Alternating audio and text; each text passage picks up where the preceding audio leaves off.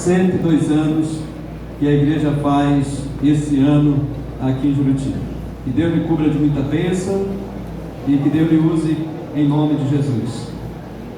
Amém. Irmãos, que honra é poder ser usado pelo Senhor. E como falou a Cristina Mel, que esse seja o desejo de cada um de nós, ser usado pelo Senhor. Tivemos a grata felicidade de ontem falar sobre o caminho para o céu. E hoje eu tive a oportunidade de, evangelizando um camarada, dizer para ele que o caminho para o céu realmente é Jesus. Na parte da manhã tivemos a oportunidade de falar um pouquinho sobre essa grande obra da evangelização. E eu fiz um desafio. Eu disse para eles que Deus tem milhares e milhares, milhões e milhões, talvez bilhões de anjos, arcanjos, serafins, querubins, mas nenhum deles pode levar uma pessoa à salvação. Essa tarefa compete a nós, a mim e a ti. É um privilégio, é uma honra e uma grande responsabilidade. Tem um texto lá na carta de Pedro que ele diz o seguinte, que os anjos estão como que na ponta do pé, debruçados, querendo entender a beleza que é a igreja de Jesus Cristo. Eles anseiam entender isso. E esse privilégio de levar a salvação às pessoas é meu e é teu. Então nós vamos avançar nisso. Eu tive a grata também satisfação de mostrar para eles que é possível nós acendermos o estopim da salvação de alguém em 1 minuto e 15 segundos. Você pode levar para eles uma pequena porção da Escritura e Deus desencadear ali a salvação daquela pessoa. E todo mundo sabe mais ou menos de cor. Disse Jesus: eu sou o pão da vida. O que vem a mim nunca terá fome, e o que crê em mim nunca terá sede. E todo cristão também sabe que o nome de Jesus é o nome mais precioso que existe. Mesmo ele sendo o próprio Deus encarnado, Criador de todas as coisas e sustentador de todas as coisas, um dia na história, ele veio à terra e se tornou humano como nós, para morrer na cruz e pagar a nossa dívida para com Deus. Amados, saber disso é fundamental para a nossa salvação. Aí eu tive a oportunidade também de falar para pelo menos umas 2 pessoas aqui em Juruti, que um dia Jesus Cristo, o nosso grande Deus, voltará e Ele vai estabelecer o seu trono para julgar todas as pessoas. E assim como todos vocês estão perante mim, todos nós estaremos perante Ele para sermos julgados. E Ele vai olhar no fundo do coração de cada um, e se Ele ver algum pecado para ser condenado, Ele vai condenar. Aí o camarada falou: realmente Ele vai olhar para mim e vai ver os meus pecados. Aí eu falei para ele: mas aí tem uma saída. Se Ele olhar no seu coração naquele dia e ver Jesus Cristo, Ele vai se lembrar: o meu filho já foi condenado no lugar dele. Então não há condenação para aqueles que estão em Cristo Jesus. Então, meu amado ouvinte, não saia daqui sem esta convicção: eu estou em Cristo.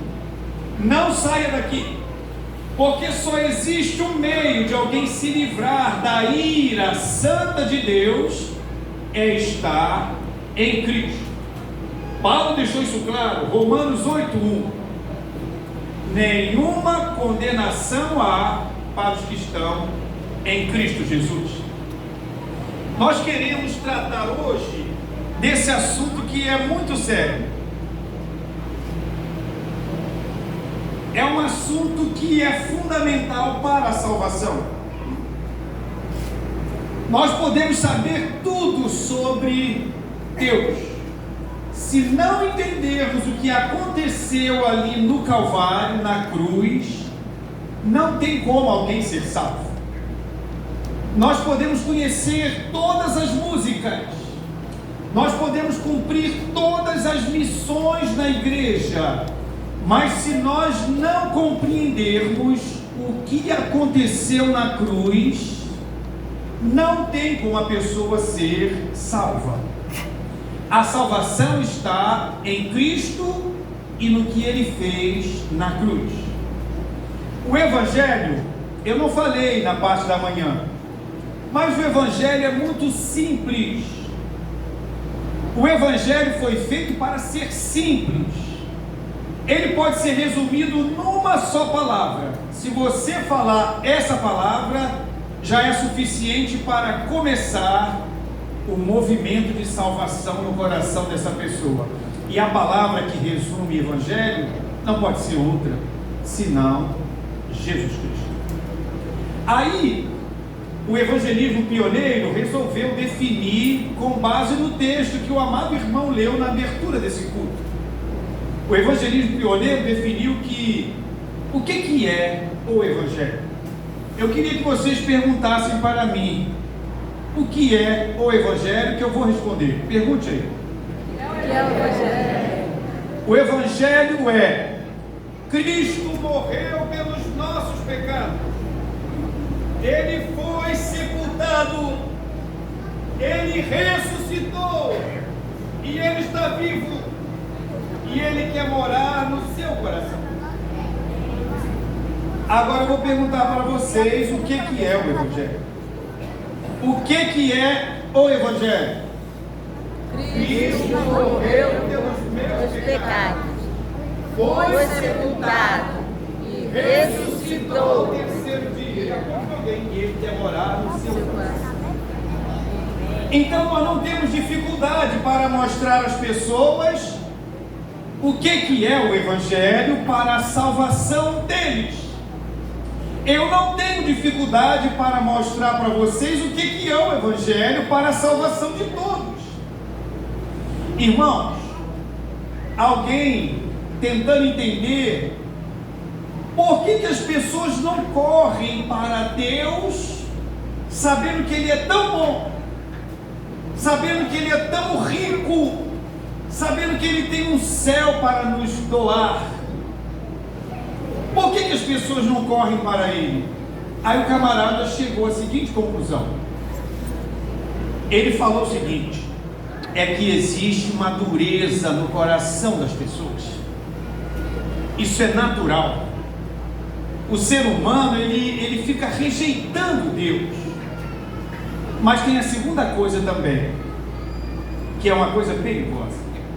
Ele diz o seguinte: o Deus deste século, chamado Satanás, ele está cegando o entendimento das pessoas, para que nelas não resplandeça a luz da glória do Evangelho de Jesus. Então, enquanto nós estivermos pregando, os irmãos estejam em oração, para que o Espírito de Deus possa anular forças malignas que possam estar impedindo, criando ideias, levantando suspeitas, de modo que as pessoas possam vencer sua própria dureza e vencer as forças antagônicas a Deus, que impedem a abertura dos olhos. Irmãos, ontem eu tentei pregar usando o meu celular. Lá tem 4 Bíblias, só que o celular não me obedece. Aí hoje eu resolvi pregar usando o computador, que tem a fonte maior, e eu fico mais à vontade, mas ele também às vezes não me obedece. Mas isso não é problema. O que eu quero trazer para os amados irmãos é exatamente isso. O que aconteceu na cruz? Esse é o nosso tema. E o texto básico está em 1 Coríntios 15 e foi lido hoje.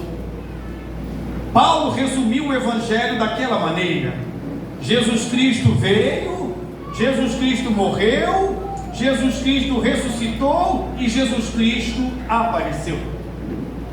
Eu estava perguntando a algumas crianças da etnia, deixa eu lembrar a etnia, uma etnia que tem ali pelo rio Inhamundá, Iscarianos.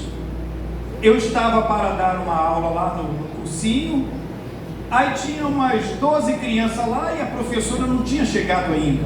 Aí eu falei, eu vou lá ensinar a musiquinha Jesus é o amigo melhor e vou fazer algumas perguntas. Aí eu perguntei muitas coisas. Aí uma das perguntas que eu fiz foi a seguinte: alguém sabe qual foi a coisa mais importante que Jesus Cristo fez? Por incrível que pareça, o menininho pequenininho, iscariano, ele deve ter entre 8 a 9 anos, ele respondeu logo: a cruz. Foi a cruz. A coisa mais importante que Jesus Cristo fez foi morrer na cruz. Foi uma morte pesada. Paulo morreu olhando para o céu e cheio de alegria. Combati o bom combate, terminei a carreira e guardei a fé. Os mártires morreram cheios de dever cumprido, cheio de alegria também, porque morreram por Cristo. Mas Jesus Cristo não. Jesus Cristo morreu sendo punido. Então a primeira coisa que eu quero dizer para os amados que aconteceu naquela cruz foi a substituição. Jesus Cristo na cruz, ele nos substituiu. Todos nós deveríamos ser condenados, todos nós deveríamos sofrer eternamente na perdição eterna, mas Jesus Cristo veio e nos substituiu. Eu estava ensinando isso a 5 meninas no lago, lá pela banda do Rio Araçá, Lago Araçá. Eram 5, devia ter 12, 9, 7, 6, pequenininho. Aí eu falei para elas: imagina que vocês fizeram alguma coisa errada e vocês foram punidas, cada uma com 10 chicotadas nas costas. Aí no dia da punição, apareceu um homem bondoso e ele falou para a juíza: juíza, eu posso receber a punição no lugar dessas meninas? E a juíza aceitou: pode. Aí eu perguntei para elas: quantas chicotadas esse homem bom deveria receber? Aí elas responderam: 10. Aí eu falei: não. Aí elas responderam: 20. Aí eu falei: não, são 50. É 10 da primeira, depois 10 da segunda, depois mais 10 da terceira, depois mais 10 da quarta e depois mais 10 da quinta. Então o que Jesus fez na cruz, nos substituindo, ele recebeu a punição daquela moça, daquele menino, daquele senhor, daquela senhora, daquela outra senhora, daquele senhor, daquela menina, dessa outra moça, dessa senhora, desse menino, e foi recebendo a punição de toda a humanidade. E a nossa punição não era pouca, era uma punição eterna, porque a única punição para quem ofende a Deus com os seus pecados não pode ser outra senão a punição eterna, porque a ofensa foi a um ser eterno. Então a punição tem que ser eterna. Como Deus condensou isso naquele homem lá na cruz, que era o próprio Deus encarnado, nós não compreendemos bem. Mas foi por isso que ele falou: Pai, se for possível, afasta de mim este cálice. Foi por causa desse tamanho da punição que ele recitou um pedacinho só do Salmo 22. Deus meu, por que me desamparaste? Quem leu aquele salmo, o salmista começa dizendo que Deus amparou sempre o povo que confiava nele. Ninguém que confiou em Deus ficou sem amparo. E o salmista vai falando, mas chega um ponto que ele fala assim: mas eu sou verme. Então Jesus, ele foi abandonado pelo seu próprio Pai, porque ele estava nos substituindo nesse abandono. Então, meu amado ouvinte, meu irmão, amigo, olhe para Cristo hoje e veja que ele, ao morrer na cruz, estava te substituindo no desamparo, na punição eterna, no castigo eterno. Ele substituiu você lá. A segunda coisa que aconteceu na cruz foi que lá houve uma transação chamada redenção. Deus olha do céu e vê que todos nós somos escravos, presos ao mundo, à carne, a Satanás, com medo da morte, tremendo de medo de morrer, não saber para onde é. Esse medo, essa prisão maltrata o coração das pessoas. Então nós éramos escravos de tudo isso. Aí Deus promove a redenção em Cristo. A ideia de redenção é comprar o escravo, e o preço não foi outro. O preço foi a própria vida de Jesus Cristo. Então, amado ouvinte, amigo, irmão, visitante, olhe para a cruz e veja que com a morte de Jesus, Deus estava te libertando das cadeias do mal, estava te dando libertação de Satanás, estava te libertando do temor da morte. A terceira coisa que aconteceu na cruz se chama justificação. Mas como? Alguém poderia perguntar: como pode Deus declarar o injusto justo? Como que Deus pode fazer isso? A não ser que Ele tome o lugar do injusto e transfira para o injusto a sua justiça. Então foi exatamente isso que Ele fez. A Bíblia diz o seguinte: justificados, pois, pela fé, temos paz com Deus.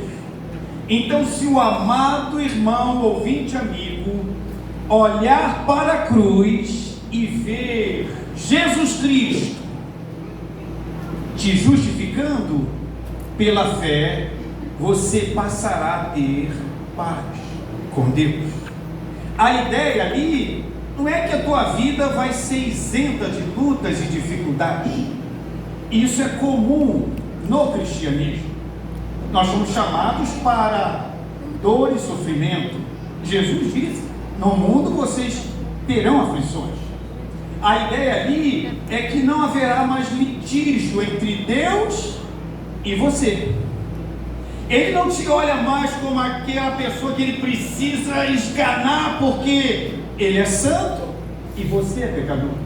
Ele agora olha com olhos de bondade, porque ele te vê com a justiça do seu próprio Filho. Irmãos, quando Deus olha para um crente em Cristo, é como se houvesse um filtro na sua frente. Ele não vê mais a nossa vida com os nossos erros, mazelas, pecados. Não! Ele olha para nós e vê o seu próprio filho.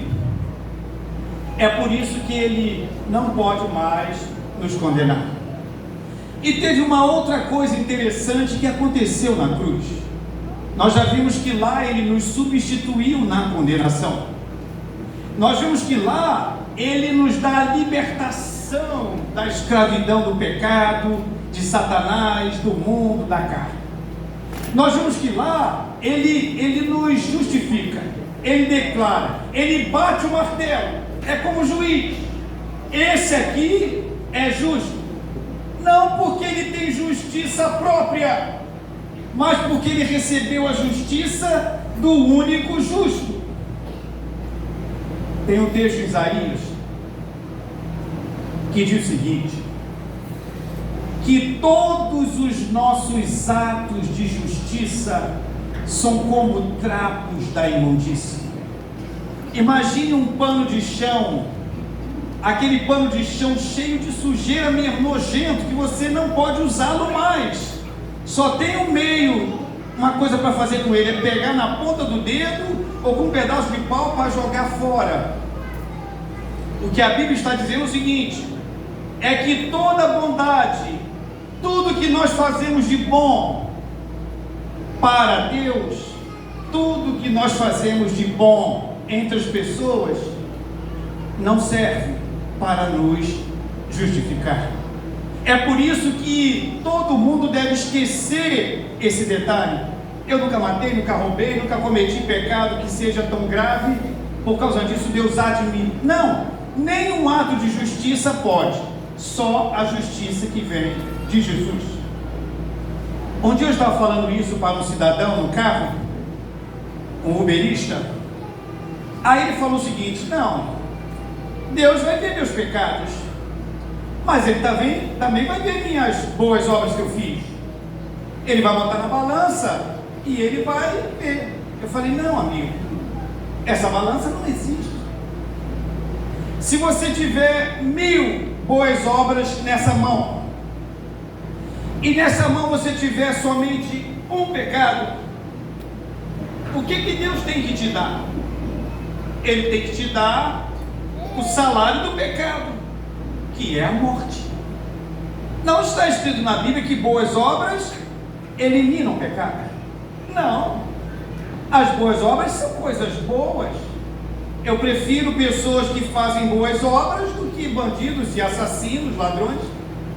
Mas para a salvação, boas obras não servem. Nós precisamos olhar para a cruz e ver que com a morte de Jesus, Ele nos justifica.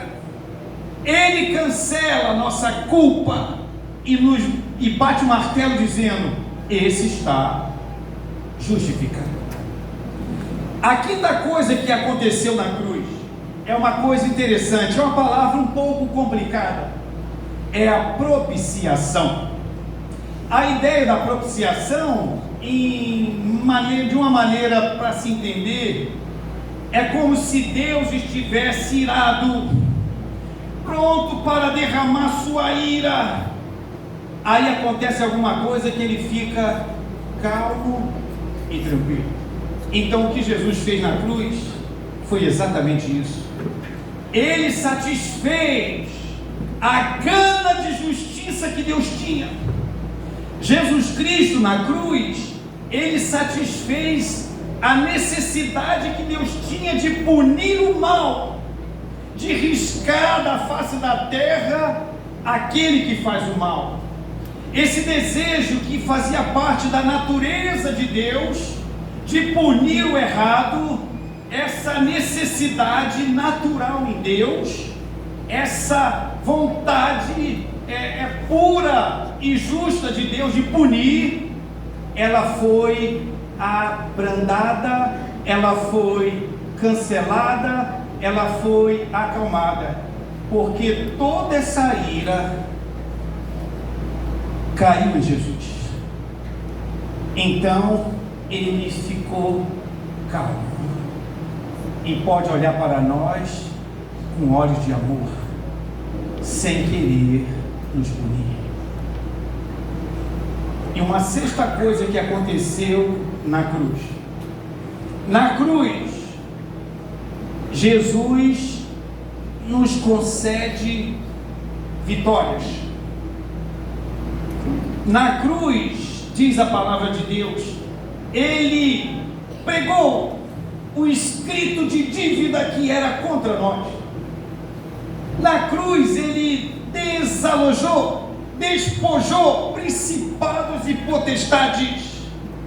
Na cruz, ele destrona o maligno que causava terror nas pessoas que viviam com medo de morrer. Na cruz, a acusação que Satanás diuturnamente fazia contra nós, ela é anulada e cancelada. Lembra daquele camarada lá no Antigo Testamento? Que o Satanás estava acusando, que ele estava com roupa suja, e Deus fala, coloca uma roupa nova dele. Lembra do Isaías que falou, ai de mim, que eu estou perecendo, porque eu sou um homem de lábios impuros, e eu habito no meio de um povo de impuros lábios, e os meus olhos viram o Rei, o Senhor. Aí Deus manda tirar uma brasa do altar, para tocar na boca do profeta, para purificar ele. Aí eu pergunto para os amados que me ouvem, que brasa pode purificar alguém? Que roupa pode fazer alguém puro diante de Deus?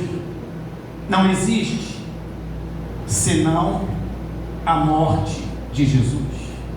Se aquela roupa vestiu o sumo sacerdote Josué, se aquela brasa serviu para purificar Isaías, é porque Deus estava com a sua mente repleta da cruz. É porque Deus estava vislumbrando o seu filho na cruz. É porque a cruz já era uma realidade para Deus. Então ele poderia purificar, com base no que seria feito. Lembra do sumo sacerdote colocando a mão na ovelhinha? Ele transferia simbolicamente os seus pecados para aquela ovelha. Ele transferia o pecado da comunidade para aquela ovelha. Depois ele vinha com uma faca bem amolada e cortava a garganta daquela ovelha, e aquela ovelha ficava ali sangrando, sangrando até morrer. Amados, que sangue de ovelha pode receber a morte no nosso lugar? Deus só aceitava aquele povo porque na cabeça dele estava o Calvário. Na cabeça dele, como diz Apocalipse, o Cordeiro de Deus já tinha sido morto desde a fundação do mundo. Então, amados que me ouvem, se alguém aqui quer salvação em Cristo, tem que olhar para a cruz e entender que lá era para estar você. A condenação eterna era sua. Jesus era puro e santo, mas quem foi lá foi ele, no teu lugar. Você precisa entender isso. Você precisa entender que é aquela morte que te livra da escravidão de Satanás. Você precisa entender que é aquela morte que tira de cima de você a ira de Deus. Você precisa entender que é aquela morte de Jesus que faz com que Deus olhe para você e veja você como justo. E o que é interessante, quando Ele olha para uma pessoa que tem a Cristo, é como se essa pessoa nunca tivesse cometido um pecado sequer, porque Ele vê a justiça de Jesus. E é lá na cruz que Ele te dá vitória sobre Satanás, sobre a sua própria carne, sobre o mundo. Nós nos tornamos mais do que vencedores por causa do que Cristo fez na cruz. Eu quero convidar a irmã Núbia e a sua equipe. A banda já está pronta. Eles vão cantar uma música. E enquanto eles estiverem cantando, eu queria que você refletisse sobre isso. Você pode saber tudo nesse mundo. Se ainda não entendeu o que aconteceu na cruz, a salvação não é operada. O clique não é dado. Então, enquanto eles estiverem cantando, eu queria que você pensasse nisso. Eu já entendi o que aconteceu na cruz. Eu sei que Ele me substituiu. Eu queria que você pensasse nisso e remoesse isso e ficasse bem livre para deixar Deus operar na sua vida, tá bom? A igreja estará orando e nós vamos te dar esta oportunidade.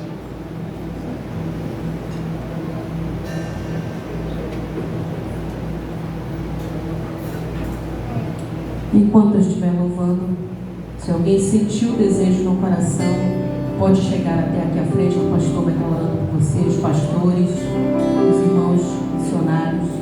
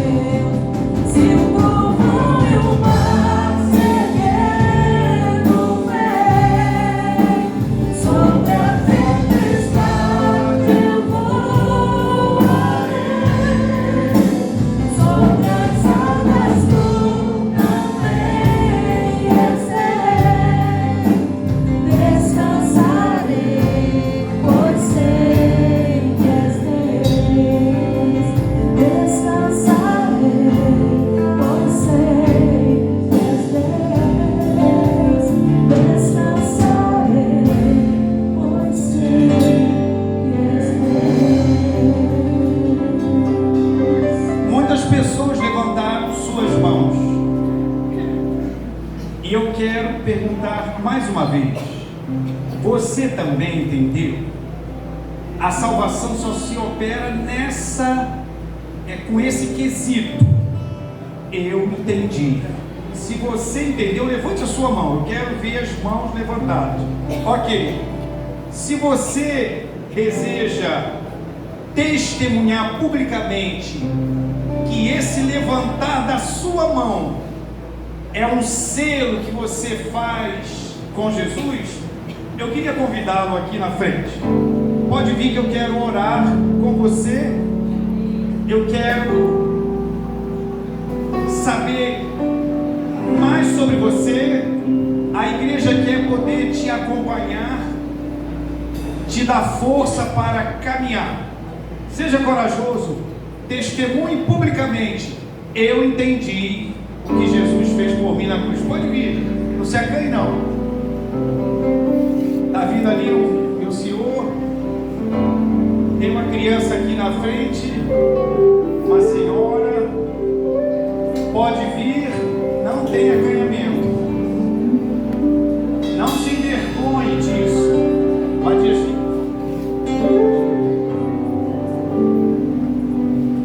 Mais alguém? Entrou um senhor ali. Pode vir, crianças. Deixa eu ver. Venha, diga com esse gesto, ó. Eu entendi o que Jesus fez na cruz. E é isso que eu quero para a minha vida. Um substituto na punição. Alguém que me liberte. Alguém que bata o martelo e diga que eu sou justo perante Deus agora. Alguém que receba a ira de Deus sobre ele para eu ser livre. Amém, amém, amém. Mas alguém pode vir. Não se acanhe. Vem todos, vem. Você que entendeu, pode vir. Vamos. Quem está lá fora pode vir também. Tem mais gente vindo ali. Pode vir. Criança, adulto. Não saia daqui em dúvida quanto ao seu destino eterno. Não saia em dúvida. Uma vez tinha um homem muito rico. Ele era muito bem de vida. Só que ele não se preocupava com as coisas espirituais. Aí ele investiu e ficou mais rico ainda. Aí ele teve que derrubar os seus celeiros, construir outros para guardar tudo que ele tinha de valor. Aí de repente alguém bateu na porta dele e falou assim: louco, esta noite te pedirão a tua alma. O que tens preparado? Para quem serás? Muita gente não se preocupa com a vida eterna. Está muito preocupado com essa vida, em ganhar, em viver bem, dormir, acordar, se alimentar, se divertir.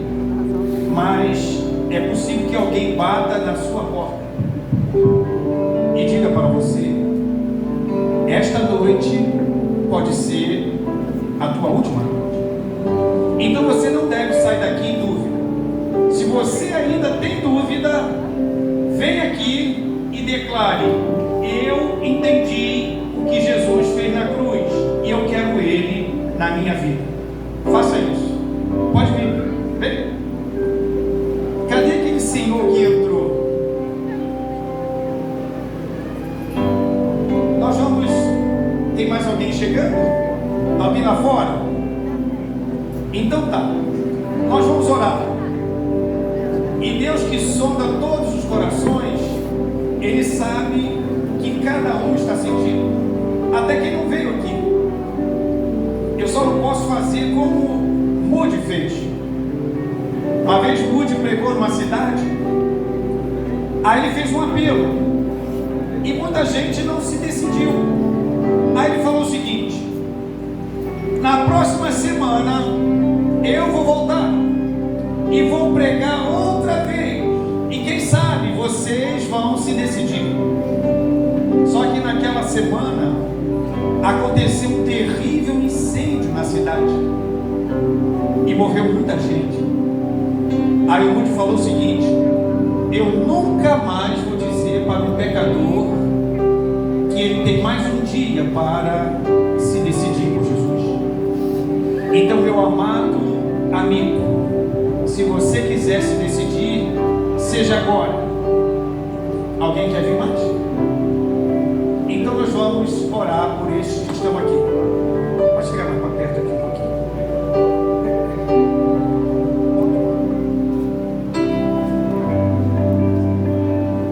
Eu queria convidar todos aqueles amigos que não fazem parte de nenhuma igreja evangélica para virem aqui à frente, que nós queremos orar por vocês. Temos algum visitante? Eu pedi para a igreja trazer pelo menos 1, 2, 3, vem aqui. Todos os nossos amigos que nos visitam hoje, nos dão alegria da sua presença. Vem até aqui. Vem todos. Vem. Agora você que trouxe seu amigo, venha com ele. Pode vir. Chega mais perto. Vem cá. Fica aqui desse lado, meninos. Mais. Bora que eu estou esperando você. Ainda quero continuar louvando. Mais. Venham todos. Venham. Chega um pouquinho mais para frente. Vem cá. Você que trouxe aquela sua amiga, seu amigo, vem com ela, vem com ele, vem depressa. Que bom que você veio. Oh, glória. Mais alguém? Vem depressa. Você que estava afastado dos caminhos do Senhor, mas hoje ouviu a voz do Espírito Santo de Deus. Se você ouviu essa voz, e a mensagem do Evangelho é muito clara, sai do teu lugar agora e venha também. Nós queremos orar por você. Eu não sei se você olhou para o lado, se decepcionou, mas eu quero dizer que Jesus nunca vai te decepcionar. E Ele é o caminho, a verdade e a vida. Nós só estamos aqui por Ele, por causa dEle, pela vitória através da cruz. Então volta hoje. Temos alguma ovelhinha? Vocês ouviram a música da ovelhinha? O pastor, não só o pastor Badias, não é só o pastor Cláudio, mas o pastor...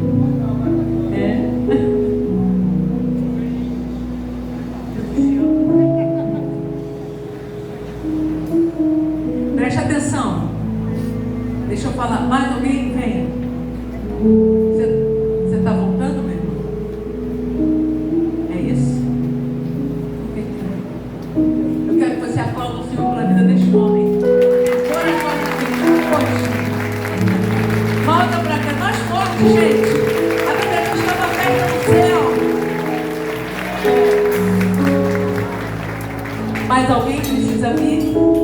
Deixa eu falar uma coisa. Vocês olham para Mel e acham assim, né? Porque eu sou um docinho, né? Mas vem cá, pastor. Você é jovem, nem precisa subir pela escada, né? Deixa eu ver se eu consigo subir por aqui. Ó, viu? Tô bem. Olha para mim. Aos 15 anos eu tentei suicídio. O diabo veio para roubar, matar e destruir. Mas olha, hoje nós estamos aqui. Preste bem atenção. Se eu estou viva hoje, é pela misericórdia do Senhor. Porque o diabo, ele é enganador. Ele não queria que você estivesse aqui. Mas, numa tarde, com 16 anos, numa noite de louvor como essa, missionários americanos, lá na Tijuca, no Seminário Batista, eles oraram por mim. Por isso eu chamei vocês para orarem. Havia luz, havia paz naquele lugar. Alguém me disse: Jesus te ama. Vamos repetir? Jesus te ama. Agora fala: Jesus me ama. Jesus me ama. Mas eu não merecia. Mas Ele me amou mesmo assim. E esse amor me fez perdoar os meus pais. Porque meu pai espancava minha mãe. E eu era um poço de amargura. Por isso que chamam que hoje eu sou Mel. Porque Jesus, Ele muda o coração da gente. Ele muda a nossa história. Foi aquela prova de amor, a declaração de amor lá na cruz, que transformou milhares, milhões e bilhões de vidas, e a sua vida também. Então estende a tua mão para cá. Vamos ficar em pé, igreja?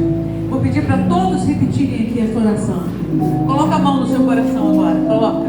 Repete assim comigo: querido Deus, eu te agradeço pelo teu amor por mim, ao entregar Jesus, seu filho amado, para morrer na cruz em meu lugar. Senhor, entra no meu coração agora, muda a minha história. Eu me arrependo, Senhor, perdoe os meus pecados e escreve meu nome no livro da vida. De hoje em diante, Cristo vive em mim. Nenhuma acusação há para quem está em Cristo Jesus. E eu sou livre. O sangue derramado na cruz me purificou. E o meu nome está escrito no livro da vida.